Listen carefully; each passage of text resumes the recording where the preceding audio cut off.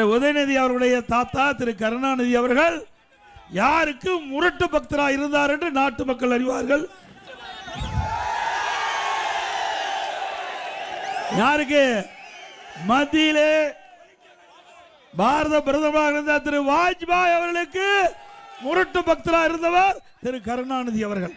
ஒருத்தர் மைக்கு ஆன் பண்றாங்க, ஒருத்தர் மைக்கு சரி பண்றாங்க, எப்படி எல்லாம் பிரதமருக்கு ஜால்ரா போடுறாங்க பாரு.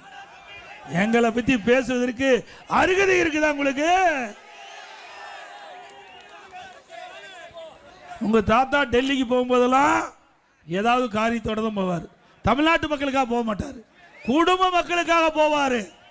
மக்களுடைய பிரச்சனைக்காக, புதிய திட்டத்துக்காக பெறுவதற்காக டெல்லி போன சரித்திரமே கிடையாது. குடும்ப உறுப்பினர்களுக்கு பதவி வாங்குவதற்கு டெல்லி போவார். இல்லாவிட்டா டூச்சி ஸ்பெக்டர் ஊழல். அந்த துறையுடைய அமைச்சர் திரு கருணாநிதி அவருடைய மகள் யார் என்று உங்களுக்கு தெரியும், திரு உதயநிதி அவருடைய அத்தை. ரெண்டு பேரையும் சிறையிலே அடைக்கப்பட்ட நிலை வருகின்ற பொழுது மத்தியிலே ஓடி கெஞ்சி கூத்தாடி யார் காலிலே விழுந்தார் என்று நாட்டு மக்கள் அறிவார்கள். திரு உதயநிதி அவர்களே, என்னுடைய அண்ணா திமுக சேர்ந்து 1974 நான் கட்சியில் சேர்ந்தேன். எனக்கு 20 வயசு இருக்கும்போது கட்சியில் சேர்ந்தேன்.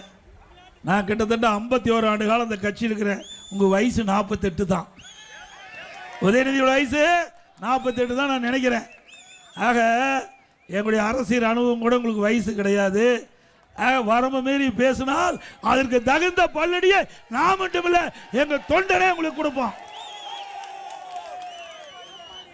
இன்றைக்கு இந்த அங்க பாருங்க, ஜான் பாண்டியன் சார் இருக்கிற கொடி பறக்குது இல்ல? எதனால பறக்குது? காற்றடிக்கும் போது பறக்குது. தம்பி இது கொஞ்சம் காற்றடிக்கிறதுனால பறக்குது. காற்று கண்ணுக்கு தெரியுதா? தெரியுதுங்களா?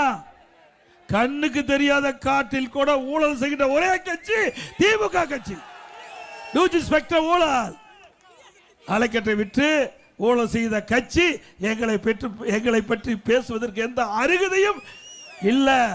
தம்பி கீழே பிடி தம்பி, மேல டிவி எடுக்கிறேன். இன்றைக்கு இந்தியாவிலேயே பல மாநிலம் இருக்குது. ஊழலுக்காக கலைக்கப்பட்ட ஒரே அரசாங்கம் திமுக அரசாங்கம். உண்மைதானே? ஊழலுக்காக கலைக்கப்பட்ட அரசாங்கம். ஊழல் என்றால் திமுக, திமுக என்றால் ஊழலில் ஊற்றுக்கண் திமுக, ஊழலில் ஊற்றுக்கண். எங்களை பத்தி பேசுறதுக்கு உங்களுக்கு என்ன யோகி இருக்குது, என்ன தகுதி இருக்குது?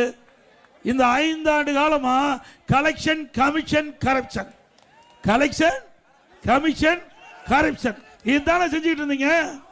நாட்டு மக்களை பற்றி கவலைப்பட்டீங்களா? என்ன திட்டத்தை கொண்டாந்தீங்க?